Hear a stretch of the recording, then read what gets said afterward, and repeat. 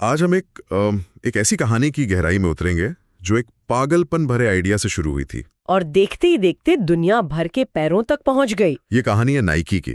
और इसे सुनाया है खुद इसके बनाने वाले फिल नाइट ने अपनी किताब शू डॉग में। और ये सिर्फ एक बिजनेस की कहानी नहीं है। नहीं, बिल्कुल नहीं।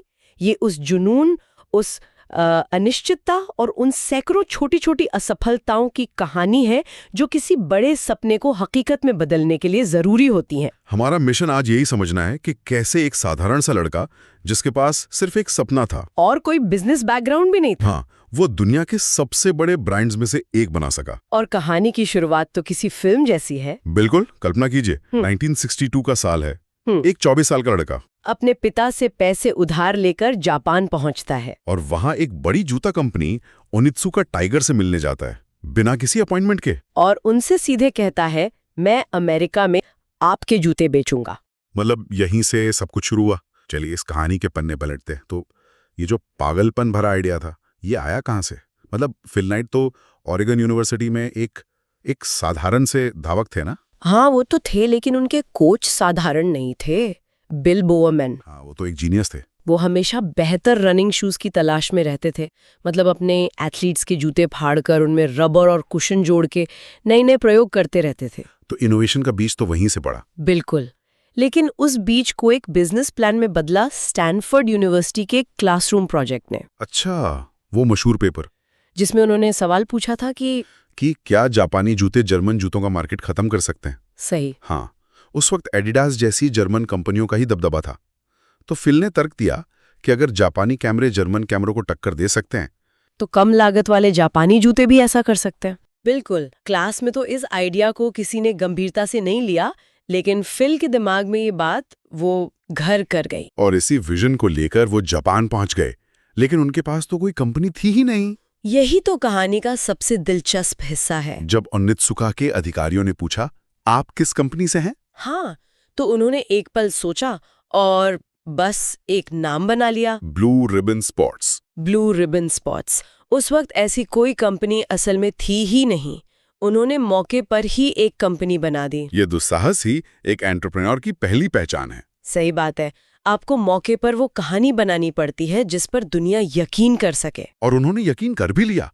उन्हें वेस्टर्न अमेरिका के डिस्ट्रीब्यूशन राइट्स मिल गए। हाँ, मिल तो गए। लेकिन राइट्स मिलना एक बात है और जूते बेचना वो बिल्कुल दूसरी। शुरुआती दिन तो बहुत मुश्किल रहे होंगे। मुश्किल से भी ज्यादा। कोई ऑफिस नहीं था, कोई दुकान नहीं। वो अपनी कार की डिक्की से जूते बेचते थे, ट्रैक मीट्स पर। हाँ, और वो भी अपनी फुल टाइम अकाउंटेंट की नौकरी के साथ। दिन में नौकरी और शाम को और वीकेंड पर जूते बेचना, ये जुनून की इंतहा थी। और इसी सफर में उन्हें अपना पहला कर्मचारी मिला, जेफ जॉनसन। जेफ जॉनसन सिर्फ एक कर्मचारी नहीं थे, वो ब्लू रिबन की आत्मा थे। फिरावर किताब में उनका जिक्र बहुत खास है। हाँ, वो फिल को लंबे लंबे खत लिखते थे, कस्टमर का फीडबैक, नए डिजाइन के आइडियाज, बिजनेस स्ट्रैटेजी। और फिल अक्सर जवाब भी नहीं देते थे। लेकिन जॉनसन का जुनून कभी कम नहीं हुआ। वो सिर्फ जूते नहीं बेच रहे थे, वो कस्टमर्स के साथ रिश्ते बना रहे थे। वो नाइक के पहले इवेंजलिस्ट थे, कह सकते हैं। बिल्कुल। इससे यही पता चलता है कि शुरुआती टीम में ऐसे लोग होने चाहिए जो आपकी विजन में शायद आपसे भी ज्यादा यकीन करते हो। तो एक तरफ था जॉनसन का जुनून और दूसरी तरफ कोच बोवरमैन का इनोवेशन। हाँ, और वो मशहूर वॉफल सोल वाली कहानी। हाँ, वो तो कमाल की है। वो इनोवेशन की एक क्लासिक मिसालें है ना। बोवरमैन देख रहे थे कि एथलीट्स को दौड़ने के लिए बेहतर ग्रिप वाले हल्के जूते चाहिए। और आइडिया आया किचन से। हाँ, एक सुबह नाश्ते पर अपनी पत्नी को वॉफल बनाते देख उनके दिमाग में बिजली कौन दी। उन्होंने सोचा, अगर मैं इस वॉफल आयरन में रबर डाल दूं तो। और उन्होंने अपनी पत्नी का वॉफल आयरन खराब कर दिया। लेकिन जो चीज बनकर निकली, उसने रनिंग की दुनिया हमेशा के लिए बदल दी। The waffle soul. ये दिखाता है कि सबसे बड़े आविष्कार किसी बड़ी रिसर्च लैब से नहीं आते। नहीं, वो रोजमर्रा की जिंदगी से भी निकल सकते हैं। एक तरह का जुगाड़ ही था। बोवरमैन ने समस्या देखी और अपने किचन में ही उसका समाधान ढूंढ निकाला। तो एक तरफ बोवरमैन इनोवेशन कर रहे थे, दूसरी तरफ जॉनसन बिक्री बढ़ा रहे थे। सब कुछ सही लग रहा था। तो फिर वो मोड़ कहाँ आया जब ये पूरी मेहनत खतरे में पड़ गई? मोड़ तब आया जब ओनित्सुका टाइगर ने उन्हें धोखा दिया। अच्छा। हाँ, फिल को पता चला कि ओनित्सुका अमेरिका में दूसरे डिस्ट्रीब्यूटर ढूंढ रही है और मतलब ब्लू रिबन स्पोर्ट्स को रास्ते से हटाने की तैयारी में है। ये तो एक जबरदस्त झटका रहा होगा। उनकी पूरी कंपनी ही खत्म होने वाली थी। बिल्कुल, यहाँ पर ज्यादातर लोग शायद हार मान लेते। लेकिन फिल नाइट ने कुछ और ही फैसला किया। उन्होंने अपनी जिंदगी का सबसे बड़ा जुआ खेला। उन्होंने तय किया कि वो अब किसी और के जूते नहीं बेचेंगे, वो अपना खुद का ब्रांड बनाएंगे। और यहीं से नाइकी का जन्म हुआ। हाँ, नाम आया जीत की ग्रीक देवी नाइकी से। और वो मशहूर सूश लोगो, वो कहानी भी तो गजब है। एक graphic design student Caroline Davidson से सिर्फ $35 में बनवाया गया था। सिर्फ $35?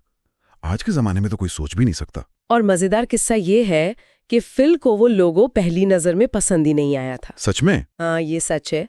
किताब में वो लिखते हैं कि जब उन्होंने पहली बार स्वूश देखा तो उन्होंने कहा, well I don't love it but may be it will grow on me. मतलब मुझे ये कुछ खास पसंद नहीं आया, पर शायद धीरे धीरे अच्छा लगने लगे।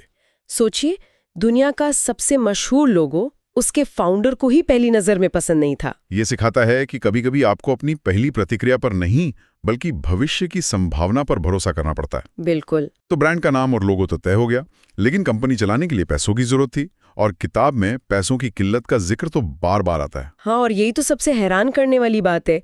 उनकी किल्लत बिक्री ना होने से नहीं थी, बल्कि बहुत ज्यादा बिक्री होने से थी। हाँ, वो इतनी तेजी से बढ़ रहे थे कि जैसे ही एक ऑर्डर का पैसा आता, उसे तुरंत अगले उससे भी बड़े ऑर्डर का माल खरीदने में लगाना पड़ता था। मतलब कंपनी कागज पर तो अमीर हो रही थी, लेकिन बैंक खाते हमेशा खाली रहते थे। ये एक ऐसा ग्रोथ पैराडॉक्स है जो कई सफल स्टार्टअप्स को खत्म कर देता है। तो सफलता ही उनकी सबसे बड़ी दुश्मन बन गई थी, एक तरह से। हाँ, और इसी दौर में फिल नाइट का वो फेल फास्ट का सिद्धांत सामने आता है, जल्दी असफल हो जाओ। लेकिन ये कोई बिजनेस स्कूल की थ्योरी नहीं थी। किताब में फिल बताते हैं कि उनकी कंपनी सालों तक हर समय दिवालिया होने से बस कुछ ही दिन दूर थी। बैंक ने उनके खाते फ्रीज कर दिए थे, सप्लायर्स पैसे मांग रहे थे। फेल फास्ट उनके लिए कोई थ्योरी नहीं, बल्कि हर सुबह उठकर ये सोचने की हकीकत थी कि क्या आज कंपनी डूब जाएगी, और अगर डूब रही है तो उसे बचाने के लिए तुरंत कौन सा नया कदम उठाना है। हाँ, ये सर्वाइवल की लड़ाई थी हर एक दिन। और इस लड़ाई में अकेले लड़ना तो नामुमकिन था। हाँ, अपने टीम का जिक्र किया था। किताब में फिल ने अपनी टीम के बारे में बहुत बात की है। वो सिर्फ एक टीम नहीं थी, वो मिसफिट्स का एक झुंड था। मिसफिट्स मतलब जो समाज के पैमानों पर खरे ना उतरते हों। बिल्कुल। उनकी शुरुआती टीम कमाल की थी। उसमें एक वकील था जो व्हीलचेयर पर था, एक अकाउंटेंट था जो बहुत मोटा था। ये वो लोग नहीं थे जिन्हें कोई बड़ी कॉर्पोरेट कंपनी काम पर रखती। नहीं, लेकिन फिल ने उनमें किताबें ज्ञान नहीं देखा। उन्होंने जुनून और लड़ने का जज्बा देखा। वो कहते थे कि मैं ऐसे लोगों को ढूंढ रहा था जो समाज के नियमों में फिट नहीं होते, क्योंकि ऐसे ही लोग कुछ नया बनाने की हिम्मत रखते हैं। हाँ, और उनके बीच का रिश्ता सिर्फ प्रोफेशनल नहीं था, वो एक परिवार की तरह थे। वो लड़ते थे, बहस करते थे, लेकिन एक दूसरे के लिए खड़े रहते थे। उनका ऑफिस कल्चर बहुत अनौपचारिक था, जिसे वो बट फेसेस कहते थे, जहां हर कोई एक दूसरे की खिंचाई करता था, लेकिन मुश्किल वक्त में सब एक हो जाते थे। और यही कल्चर नाइकी की सबसे बड़ी ताकत बना। तो इस पूरी अविश्वसनीय यात्रा से अगर हमें कुछ मुख्य सबक निकालने हों, तो वो क्या होंगे? मेरे ख्याल से पहला तो यही है कि अपने पागलपन भरे आइडिया पर विश्वास करो। निश्चित रूप से। दुनिया हंसेगी, लेकिन अगर आपको खुद पर यकीन है तो पहला कदम उठाना ही होगा। और दूसरा, जोखिम लेना। हाँ, बिना जोखिम के कोई बड़ी कामयाबी नहीं मिलती।